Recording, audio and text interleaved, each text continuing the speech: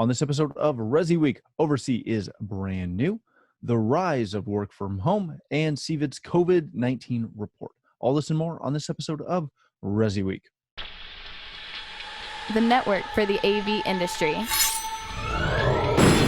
What are you listening to? This is AV. This is AVNation. This is AVNation. This is ResiWeek, episode 224. Roll up your sleeves. Support for AVNation is brought to you by Crestron.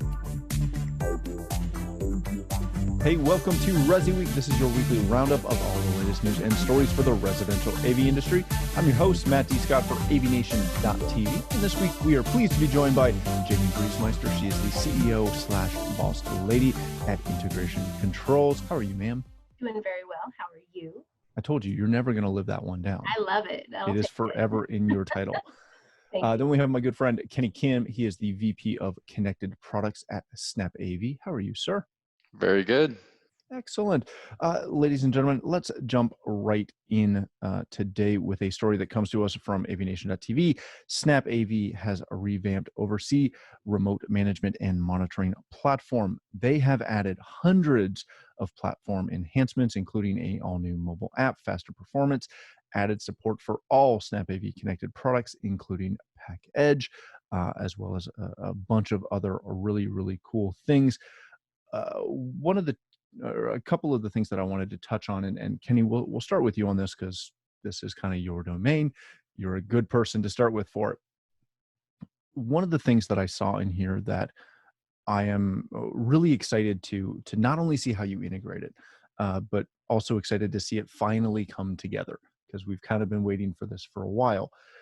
Remote has obviously been key for a long time for a lot of integrators and a lot of dealers, and obviously this platform. What does it mean to finally be really talking about how you're going to bring Backpack and Ahiji into the OvrC mix as one complete product? Yeah. Well, first of all, let me start off with saying that as the companies came together, one of the tenets for us was let's make sure we give our dealers choice in choosing any product that, it's right for them, because they've already put the research behind it and they're familiar with the products. So whether it's a competitive product or ours, we said, hey, let's make sure we give choice. The only area where dealers actually said that I don't want choice is RMM platform. And so we're really excited to bring this together. I mean, if you think about, we have a pretty good legacy of, having RMM platforms. We have Ahiji, which started basically the category in our industry. You got Backpack platform and an OvrC platform. And for us to bring this three together and getting all the team members that were on all those platforms into a single team and focusing our resources to really accelerating, delivering value for our integrators, that's huge. And so this is really exciting for us and hopefully it's very exciting for dealers as well. Yeah, we're really looking forward to it.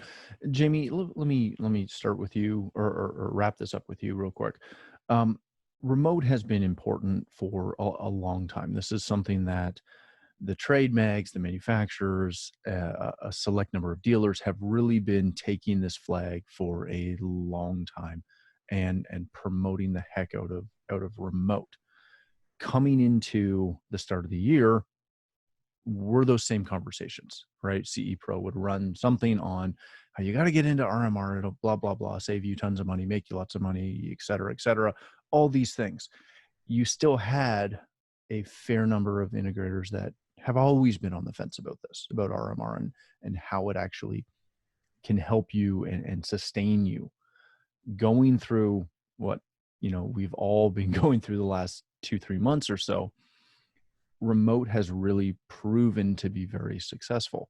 Is this, dare I say, the event that we kind of had to go through as an industry to get the whole industry as a whole finally on board and understand the value of remote management and supervision?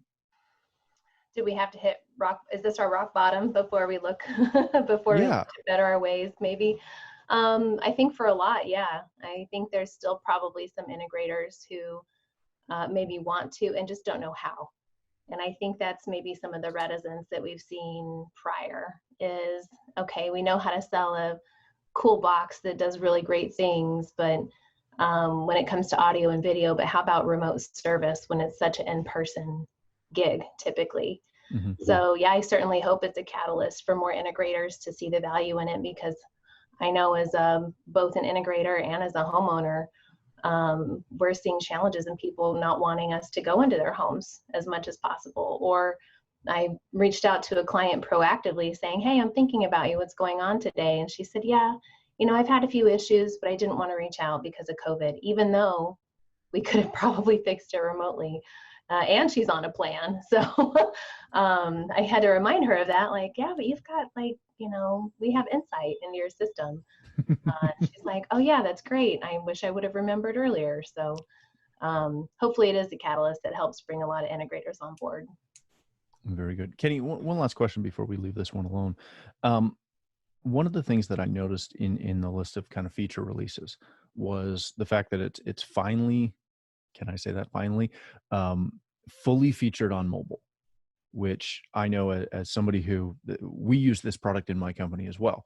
And that and the offline data were the two things I saw that got me super excited.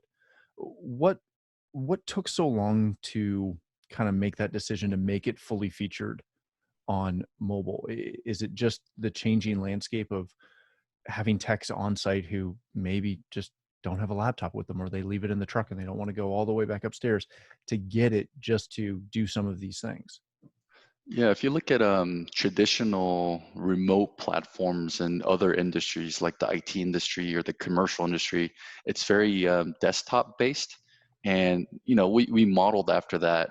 But what we quickly realized is if you look at our usage data, there's more than 2x the usage on the mobile platform than the desktop. Mm-hmm. So it quickly became clear to us that dealers are on the go. And we hear a lot of anecdotes where dealers say, man, I get calls in the worst possible times when I'm at dinner with my kids or, spending time with my family on the weekends. And so they don't conveniently have their computer in front of them all the time. So being able to have a fully featured app where you can do everything from the palm of your hand, your primary device, that was really crucial to us. And so we looked at data and we thought that was extremely important. And so that's what we delivered. And offline devices too. I mean, when devices are offline and you're blind to what's going on, that you're in the worst possible spot as an integrator, because something critical fails, your customer calls you and you can't tell them anything. You just say, oh, I must roll out a truck to figure out what's going on. Having that information of what happened right before it went to that critical state is really critical for a dealer to look professional and to resolve the issue really quickly. Yeah, very good. I will say I couldn't tell you the last time I was on the desktop side of it. Yeah. Hey, thanks for watching the first segment of this week's episode. To catch the entire show, please click the link below or visit AVNation.tv. That's AVNation.tv.